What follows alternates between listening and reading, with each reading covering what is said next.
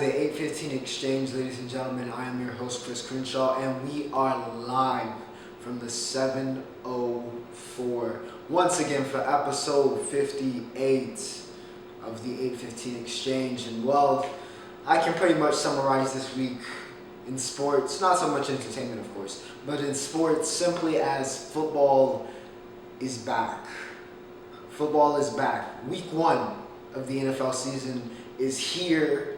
It'll be the last major topic. So once again, as always, if you're looking for timestamps, you want to jump to the entertainment section, you really want to hear what I talked about when I talked about Baby Keem's new album or Titans or whatever it is, you want to hear me talk about the MLB, feel free. You just want to even go to the Roundup where I talk about the US Open and so on and so forth. Feel free, timestamps in the description. Like I always say, the description has everything you need, also has all my social medias. So Twitter, TikTok, IG, Snapchat, all of that. If you want to follow me there, feel free to. It can be found there. And as always, remember to like, share, and subscribe. It helps the channel grow, and it tells me what you guys want. But I know what you want to start off with. You want a little bit of football, and that means, of course, we're going to start off with college football. Week 2, week two. Because week 1 is technically week 0. But week 2, much of the same. Of course, I'm going to start off with what's going on down here in Niner Nation. UNCC got our first, I don't know if it's our first, but we did get votes in the coaches poll. I think it was 1 vote, but that still counts.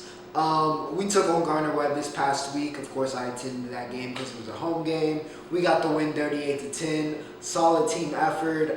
We do need to cut down on turnovers heading into Georgia State, but I really like the way the run game was. McEachern had a really good game. Camp had a pretty good game. Just a solid game on the ground. That really did wonders for us. Our defense held it down. Again, had some penalties, had some mistakes, had some turnovers. That were uncharacteristic, but hopefully it's not a recurring issue. Hopefully it doesn't come anything bigger than it is. But UNCC, Charlotte, 2-0. 4 wins away from a bowl, Georgia State next week, we go 3-0. Hey, you never know. Moving on here to the national schedule, we started off, I believe, on Thursday with Coastal Carolina and Kansas wrapping up their series over the past couple years. And heading into this, Coastal Carolina was undefeated against Kansas. I think 2-0 in the series right now. We'll make it 3-0. Coastal gets the win 49-22. Grayson McCall continues to improve seemingly week by week. And a guy that's going to be, you can call one of the better quarterbacks, I think, in the nation. Ultimately, McCall, 17 for 21, 261 total yards, 3 touchdowns. Reese and White, 102, 3 touchdowns.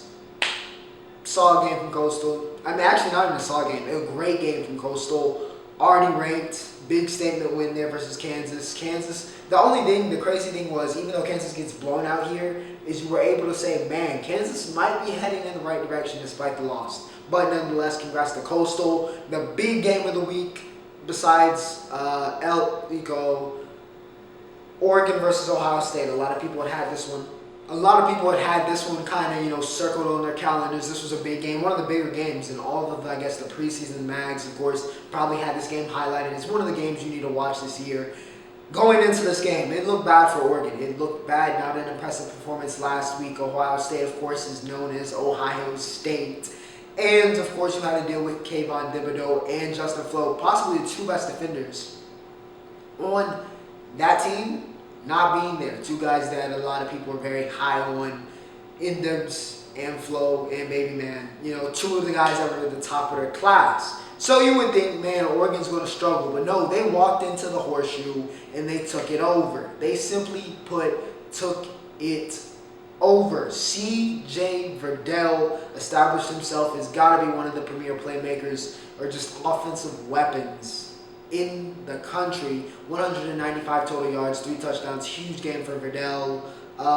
Ohio State, I know this is going to sound crazy because he almost threw for 500 yards. And again, like I said similar last week, C.J. Stroud may one day be the guy. Maybe one day. That day is not today, it wasn't tomorrow, and it definitely wasn't 2 days ago. Stroud has a lot to improve upon, even though, yes, he did almost over 500 yards, but then again, he has the best receiving corps in America, highlighted, of course, by the fact that Jackson Smith-Najee, 7 receptions, 145, 2 touchdowns. Olave, 12 receptions, 126. Garrett Wilson, 8 receptions, 117, 1 touchdown. They get open at will.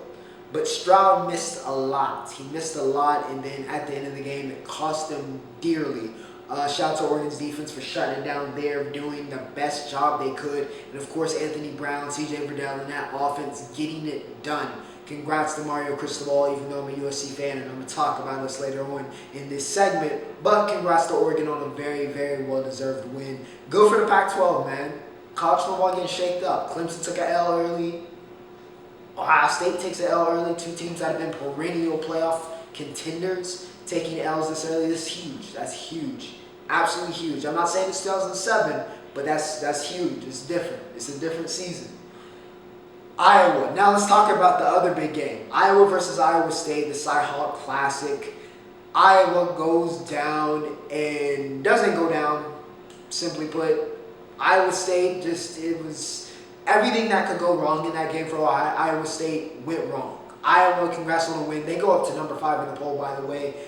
Defense. That defense for Iowa is elite. It's the every 6 years. Every 6 years. 6 years ago, it felt like, man, that Iowa team might be something special. 6 years before that, man, that Iowa team might be something special. And once again, here we are. That Iowa team is top 5 in the country. Just took out their chieftain rivals. Iowa State just didn't have it. Brock Purdy, since his freshman year, has regressed and regressed and regressed. 3 picks here. Breece Hall, one of the best running backs in the country, got shut down. It just was a nightmarish game for Iowa State. Feel bad for the Cyclone fans, but congrats to the Hawkeyes. They get it done.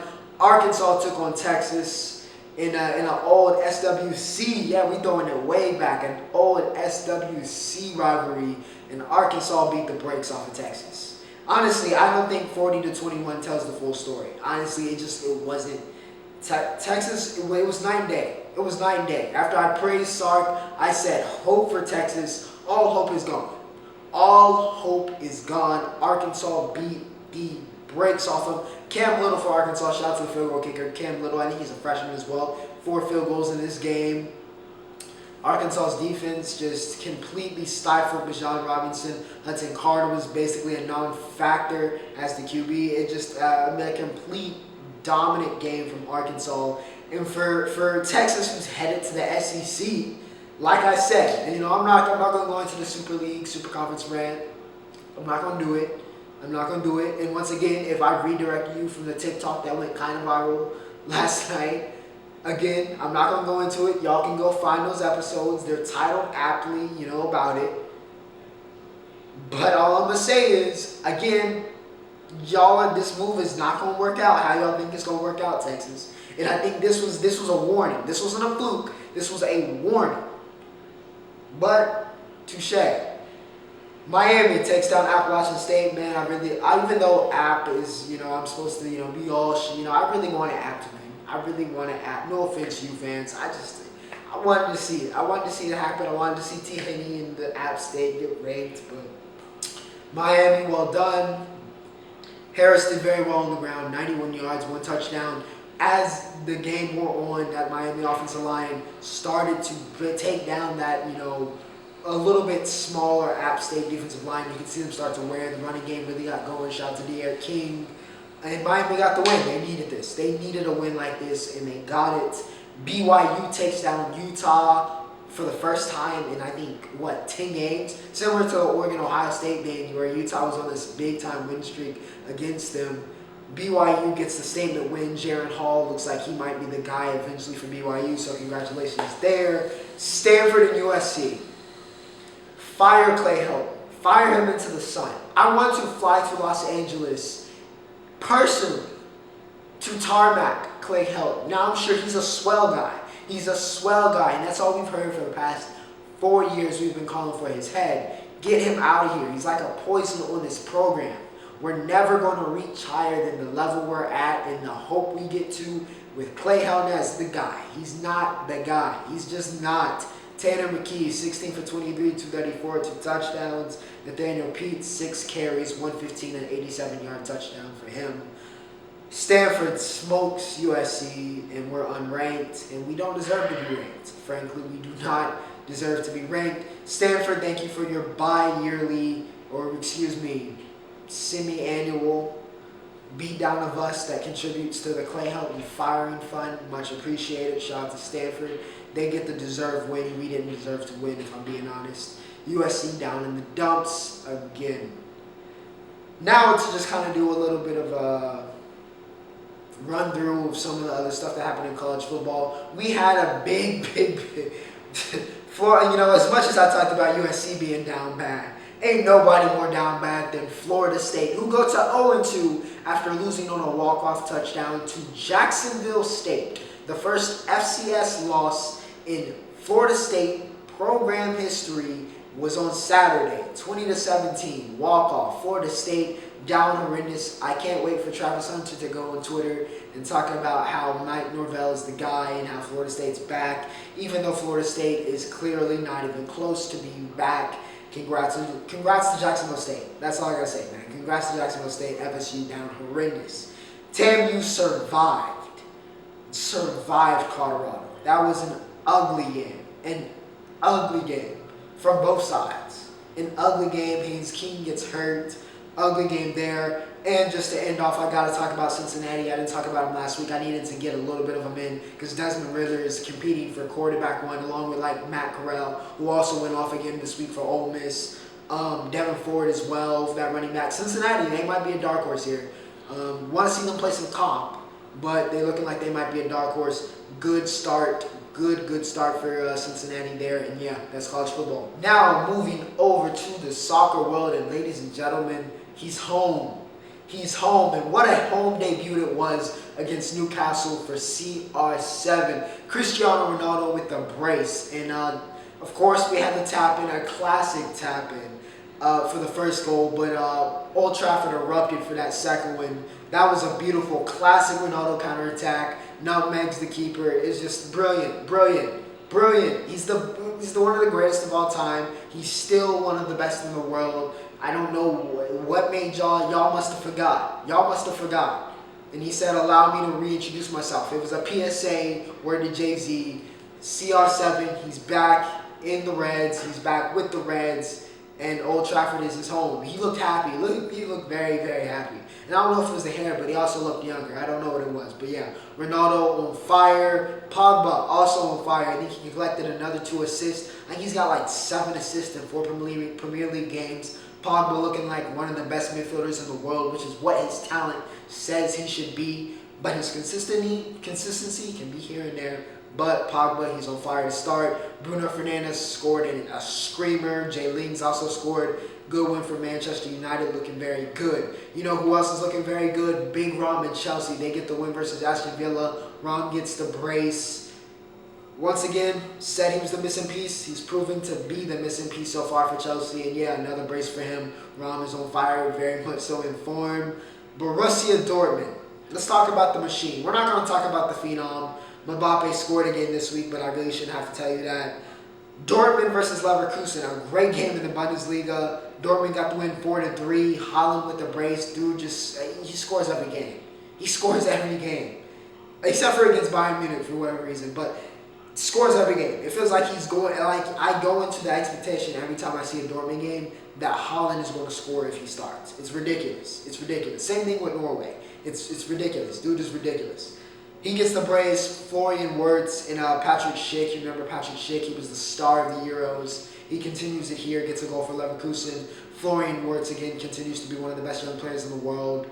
An emerging star for Germany. But yeah, he had a great game. Dortmund gets the win, however, 4-3.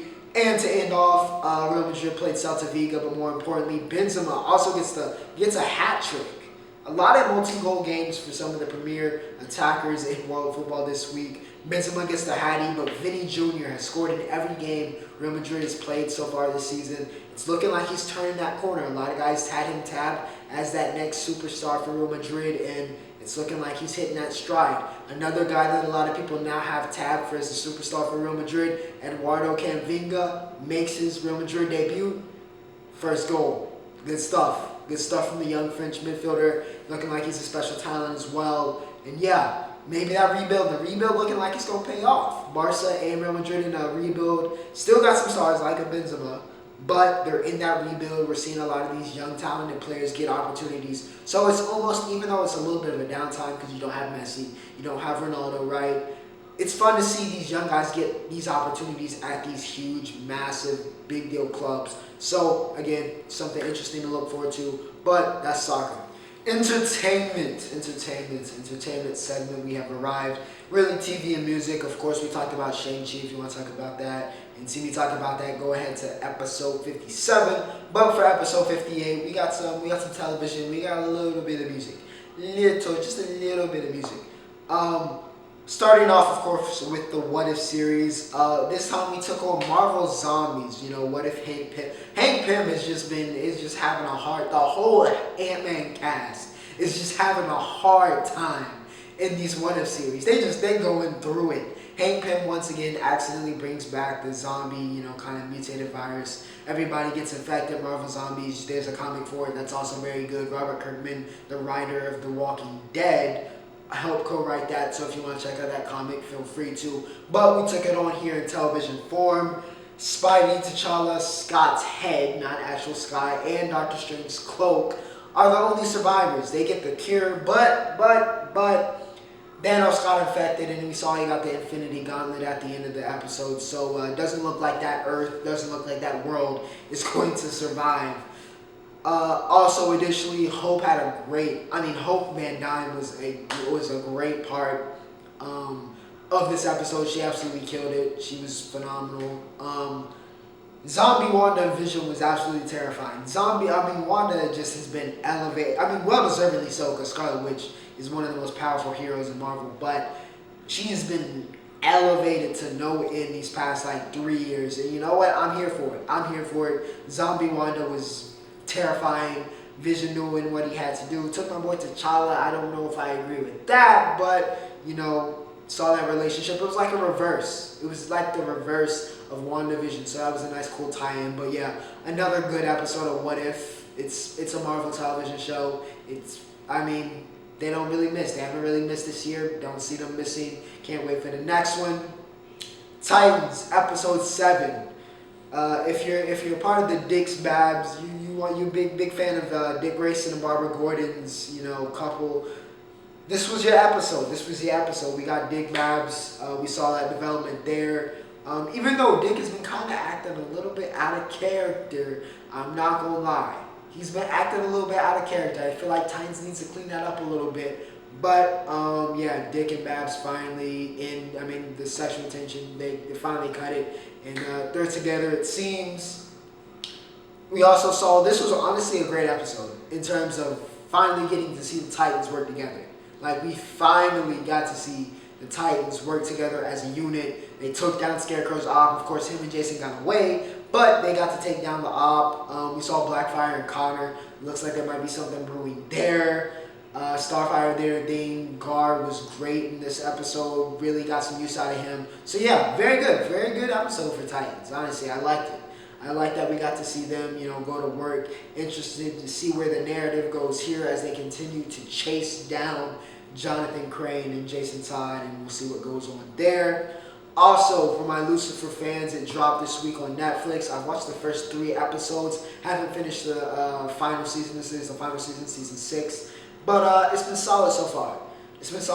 I'm interested to see what a particular character that is new, see what she's up to and what kind of goes on there. But we'll see. It's been good. Lucifer is a good series. I recommend it if you're looking for something on Netflix. But solid start to the season. I'll probably give a full album review. I'm about to give an album review. I'll give a full tally review next week when I finish it.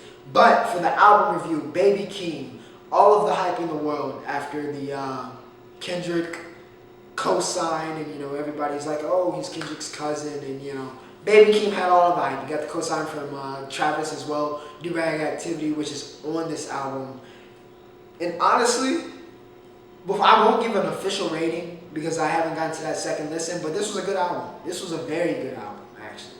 This was a very good album. Worth the hype. He's worth the hype. I don't know if he's the next superstar. I won't go that far. But he's good. He's got the goods. For sure. He showed some versatility on this album, the Melodic Blue. I thought it was a very good album. I'm thinking it's going to be in the 8s and 9s in terms of my official rating when I come out with that. But standout tracks off the top of my head, South Africa and Vent. I really, really like those 2 tracks off of first listen. But I really like the whole album. I will say, besides Range Brothers, I've never seen a song, and I tweeted out that they made one of the worst songs of all time. Well, not of all time, but worst songs I've heard in a long time, but I don't know if I like it. Because there's so many brilliant parts of Range Brothers that I'm like, yo, this is hard.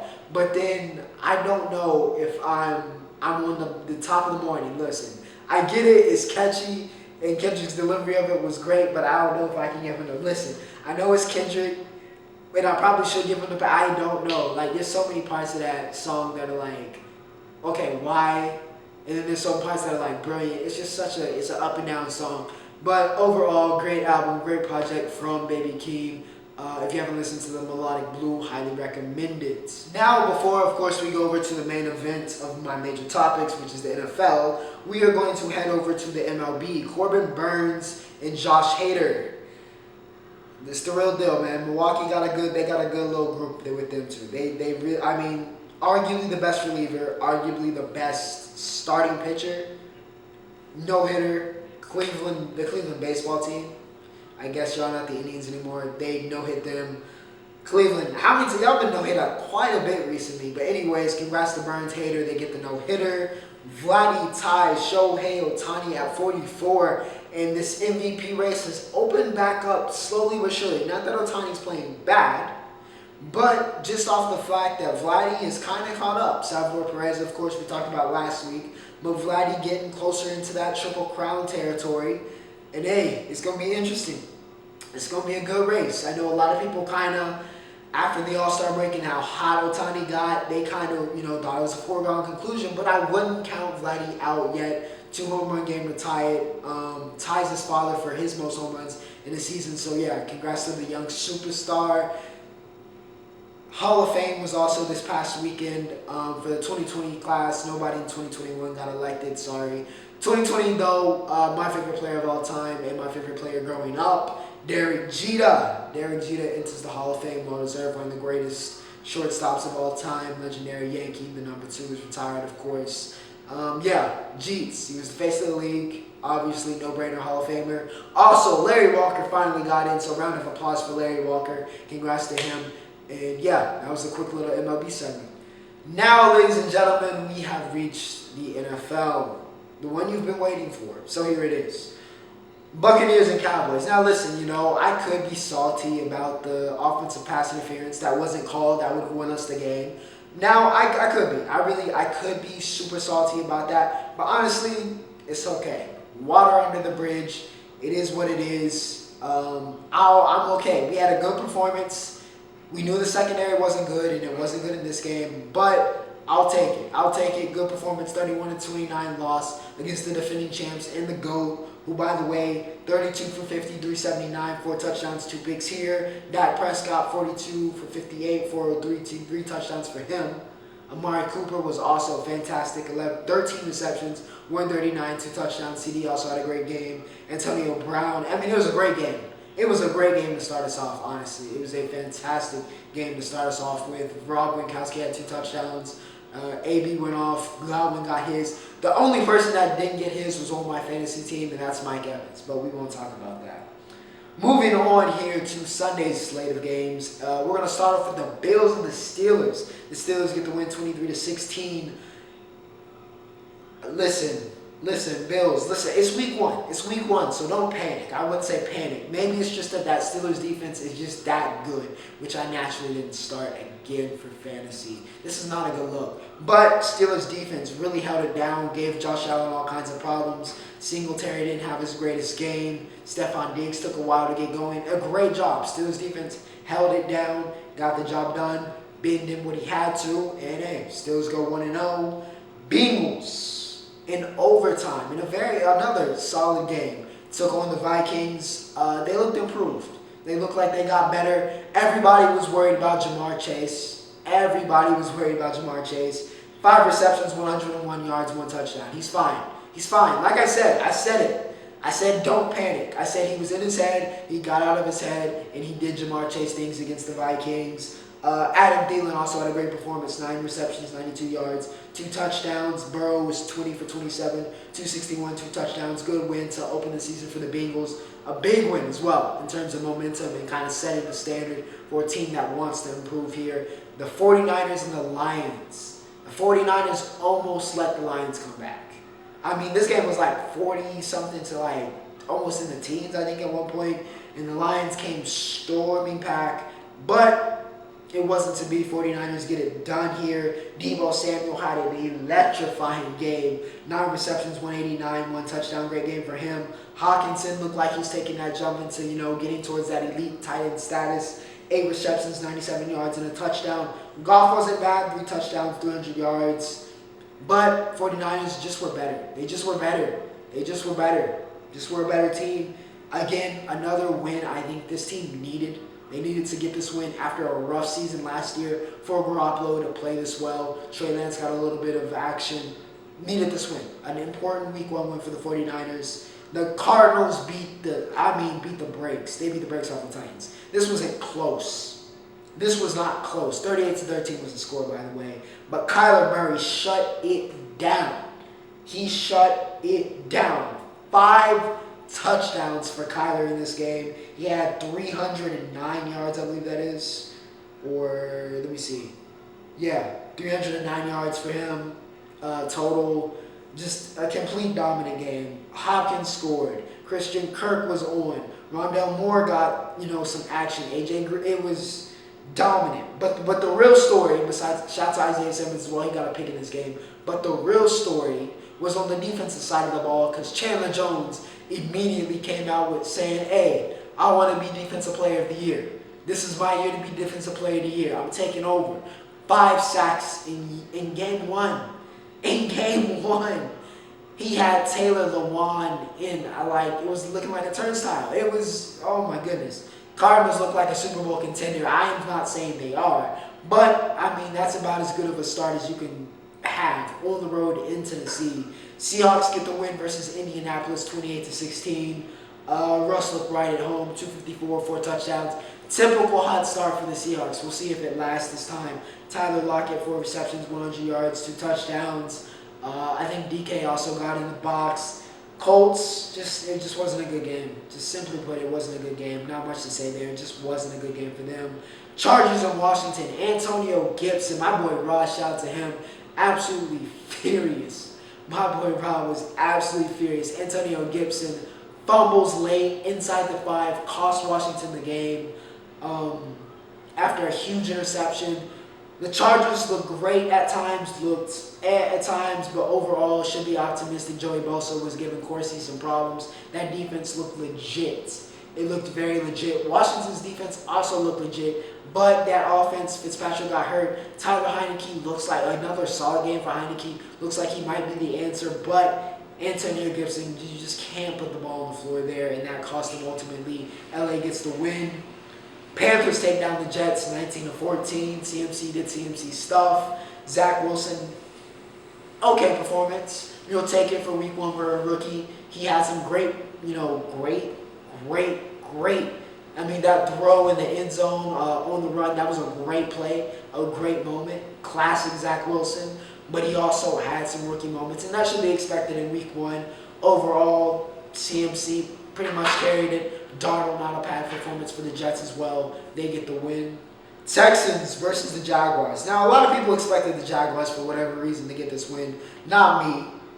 I can't say I was on board with that. But nonetheless, Trevor Lawrence loses his first regular season game of, a lot of people think, his life. I doubt it's his life. But in quite a long time, 37-21. Trev, listen, Jaguars fans, you got to be patient.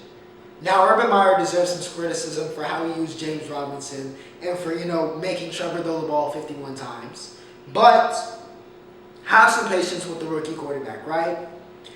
You saw the potential. He threw some of the best balls you will ever see in this game. He threw some unbelievable passes. He also had some absolutely mind-boggling, even for for Trevor, he made some questionable decisions. Not off his because of the pressure or what it was, first game jitters, whatever it was. But he had some decisions that were like, why did you make that throw? But he also had some unbelievable throws. You saw the potential, but you also saw there's going to be a little bit of an adjustment period, but you saw the talent overall. Shout out to Tyrod Taylor, don't forget the win. He went 21 for 33, 291 and a touchdown. Mark Ingram also had a solid game. Brandon Cooks over the century mark receiving. Good one for the Texans. Good one for the Texans. A team that a lot of people think are going to be in that number one overall pick conversation. Get a huge win against a divisional foe. That looks like they're also going to be competing for that number one overall pick in the Jags. So big win for the Texans there at home. Chiefs take down the Browns late. I mean, you just kind of knew. You just had a feeling when the Browns were up, but you just knew that the Chiefs were going to reel them in. Baker, though he had a solid game, interception at the end cost him ultimately. Mahomes was Mahomes, 27 for 36, 337. Tyreek Hill was Tyreek Hill, 11 receptions, 197 and a touchdown. This is what they do. It's what they do. Mahomes and Hill, one of the best quarterback receiver combinations of this generation. It's what they do. It's simply put, it's what they do. Chubb had 2 touchdowns in this game for the Browns, but all KC here. Good comeback behind win. Dolphins take down the Patriots 17-16. Tua had the good and bad. Mac honestly outperformed him. 29 for 39, 281, 1 touchdown. Wasn't spotless, but again, for week 1, your rookie quarterback, you absolutely take it. Would have liked to get the win, but that Dolphins defense showed up big time there and got it done close. Xavier Howard, one of the best DBs, I think, in the league, in the world. He gets it done late for the Dolphins. They get the win there. Aaron Rodgers had the worst game I think I've ever seen Aaron Rodgers play. Saints playing in Jacksonville, of course, because of Hurricane Ida, so they're not in the Superdome. famous Jameis. He had 5 incompletions. He also had 5 passing touchdowns. A great game for Jameis. 14 for 20, 148 and 5 touchdowns, which is a very Saints quarterback stat line. You thought they were going to stretch it, vertically. Nah. We still had the dumb downs, but he still had 5 touchdowns. Congrats to Jameis. Alvin Kamara did AK-41 things. He's, again, one of the best running backs in the world for a reason. But yeah, Rodgers, one of the worst games I've ever seen him play. 15 for 28, 133, 2 picks. Just, I like everything that could go wrong in this game. This was the literal nightmare game for the Packers. You can't script it, make it any worse. This was the nightmare game. Besides an injury, God forbid, this was the worst game possible for the Packers, so nowhere to go but up. Broncos took down the Giants 27-13. Teddy Bridgewater, Teddy H2O, had a good game. 28 for 36, 264, 2 touchdowns, so maybe we should ease up on all the trade conversations and them going to get a guy like Deshaun Watson. Maybe ease up on that a bit, even though they were playing the Giants, to be fair. Giants run game, Saquon Barkley could not get going at all. 10 carries, 26 yards, nothing going there. Jerry Jeudy did get a high ankle sprain, so Cortland Sutton, who did look good in this game, in the action he did have, probably back to that number 1 receiver, so we'll see how that goes. But good week 1 win for the Broncos. And to cap us off here, we had the Los Angeles Rams take down the Chicago Bears. A lot of people on Matt Nagy's head right now for not starting Justin Fields. Dalton wasn't a great performance. Fields got his first touchdown, ran it in. Matt Stafford looked great. He looked great for the Rams. 20 for 26, 321, 3 touchdowns. He looked great. Him and Cooper Kupp got some divine chemistry. 7 receptions, 108, 1 touchdown. Defense looked good. Rams look very good. They might got something brewing there. Don't get too excited. It's still week 1 and you were playing the Bears. So don't get too excited, but hope.